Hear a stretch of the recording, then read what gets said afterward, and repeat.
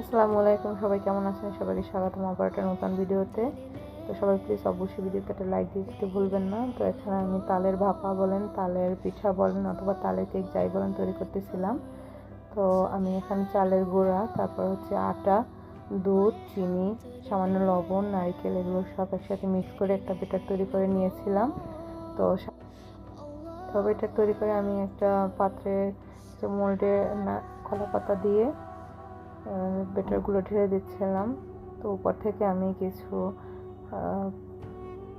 গুড়, ওটা আমি গ্রেটিং করে রেখেছিলাম, সেটা দিয়ে দিচ্ছি। নারিকেল, কিশমিশ দিয়ে আমি একটু ডেকোরেশন করে নিচ্ছি, পরে খেতে আমার ভালো লাগে এই জন্য। এই তো এরপরে বেক করে নিয়েছি, হয়ে গেছে আমার বেক করা। খেতে খুবই সুস্বাদু খেতে খুবই সুস্বাদু হয়। আপনারা চাইলে ট্রাই করে দেখতে পারেন, খুবই খুবই মজা হয়।